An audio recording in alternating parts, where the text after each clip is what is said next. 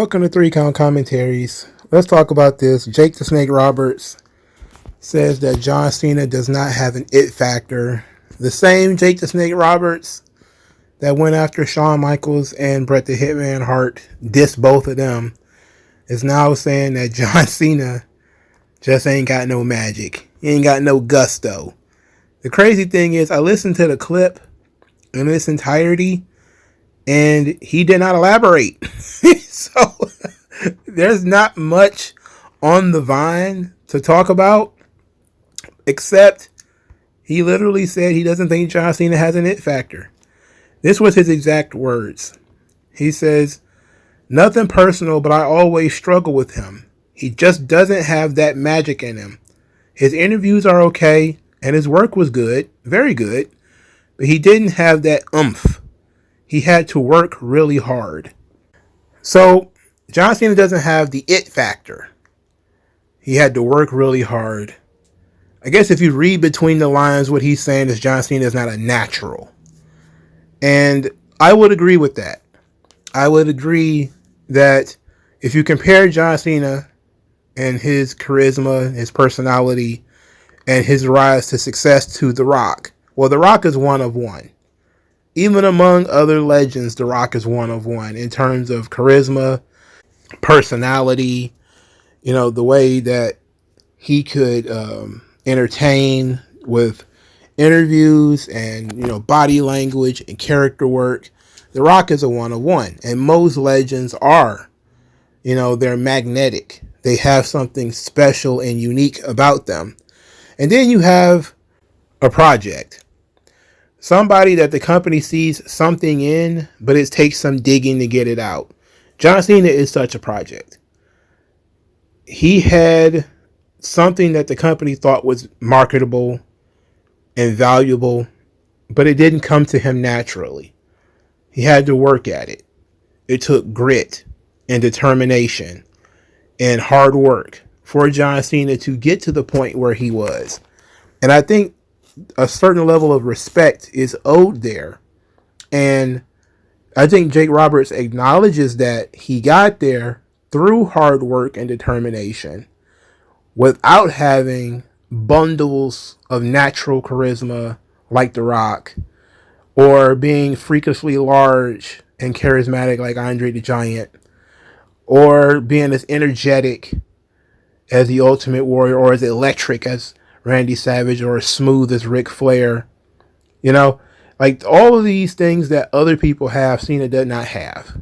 And I think it's fair to say that, because Harley Race didn't have it either. Bret Hart didn't have those things either. It's okay for him to not be like those guys.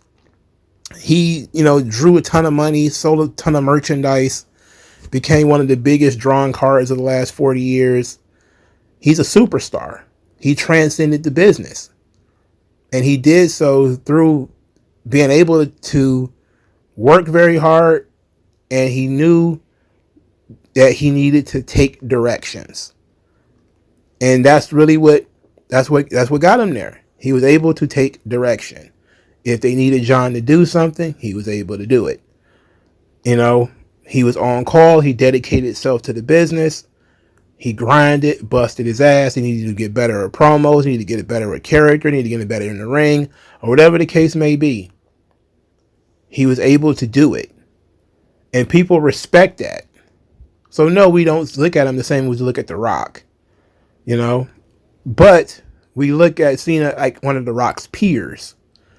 But I look at him much like a more evolved, more charismatic version of Bret Hart. The issue with that is Jake Roberts hates Bret Hart. So Jake Roberts is not a very good judge of character. And let's not say character. Let's say talent, right? Because this is the same guy who said Bret Hart is not championship material. For those of you who have not noticed, pretty much every year since 2023, maybe even 2022, Jake Roberts has picked on one of these sacred cows. And I think 2022 was the Ultimate Warrior, but everybody hates Ultimate Warrior. But 2023 was Bret Hart, 2024 was Shawn Michaels, and 2025 was John Cena, right? So this is what he said about Bret Hart. I just don't think he was championship material. With what Vince usually wanted in champions carrying the belt, he didn't have the look. He didn't have the size. He didn't have any of it. He's a great wrestler, but there are a fucking lot of great wrestlers out there. So basically, he's like, okay, he's a great worker, but that's it. No charisma, no personality, yada, yada, yada. Which, a lot of people have said about Bret. But Bret had integrity. Bret had grit. He had fire. He had passion. This is what things that, as a kid, Bret's not going to go out there and sing a song and dance and do all that kind of stuff. He wasn't an entertainer. What he was an entertaining wrestler. And that, attracted people to him. There was a quiet charisma about Bret. He didn't have the big outgoing personality. He wasn't flashy like his counterpart, Shawn Michaels. But Jake Roberts also doesn't like Shawn Michaels. In 2024, this is what he said about Shawn Michaels. He certainly didn't draw great money as a champion. And that's what this is about. That's what I thought. And then he says that Shawn Michaels was too small. He also said Bret Hart was too small. But he says that Shawn worked hard and did a lot of great shit in the ring. So, it's interesting. He has a great mind for the business, Jake Roberts does. Like, he knows what he's looking at. But this is a guy who wanted to be in WWE creative. And he didn't see it in Shawn, didn't see it in Bret, doesn't see it in John Cena. And these are three legends in the WWE. Cena, of course, being the biggest draw of the three. The lack of ability to draw is always the case with Shawn and Bret, which is, the entirety of the new generation era is blamed on these two guys just being too small. But I can respect, looking back at it, how all these guys are different. They all brought different things to the table. They all had different strengths and different weaknesses. Shawn's weakness was his personality. He had to get out of his own way, his drug addiction, his attitude. I think a lot of that stuff held him back from being a bigger star than he actually became. Because he missed the entire 90s. The real high point of WWE, he missed it. Not just due to injury, but due to drug addiction. Bret Hart missed the entire up point. Like, these guys worked their asses off in 93, 94, 95 in front of high school gyms, busting their ass to make the matches the best way they could. And then once the company really started to take off, they were gone. Bret, due to his attitude and, refusal to do business. Shawn, same thing, attitude, refusal to do business, injury, all that stuff. And so a lot of fans don't really rate them as high as, Steve Austin or The Rock, because they weren't there. You have these people who think that Mick Foley was a bigger star than Bret Hart and all that kind of stuff. Because these guys who were building up the Steve Austins and Undertakers and working with Mick Foley and all these things that made these guys bigger stars later on, years later. Like, Shawn really elevated Mick Foley, from, the Mind Games match and the matches they had on TV. He really elevated Foley. Made him a guy who could work with Undertaker for, all that time and look credible. And Foley, of course, made good in 98 when he became the champion. Or was that 99? Who cares? Okay, I'm not going to get into the nitty gritty of it. And Mick Foley himself is another one. Mick Foley has, an incredible personality, an unfortunate look due to body type and, missing an ear and missing teeth, but an incredible personality, excellent promo, great character actor, worked his ass off, and people appreciated it. So when Jake Roberts says, look, I don't think John Cena has the it factor. I look at it as he's saying John Cena isn't The Rock. You know, John Cena isn't Bruno Sammartino in a sense. He's not Ric Flair, you know, and I appreciate that because that means that John Cena is different from these guys. Because you can't take away his success. What he did throughout his career, it worked. And it worked for a reason. Because while he might not have had the charisma of The Rock, he certainly had charisma. You know, maybe he wasn't the great in-ring worker that Bret Hart was, but he could tell the story in the ring and get over his match. Maybe he wasn't as invincible and unshakable as Hulk Hogan, but he still stood for something.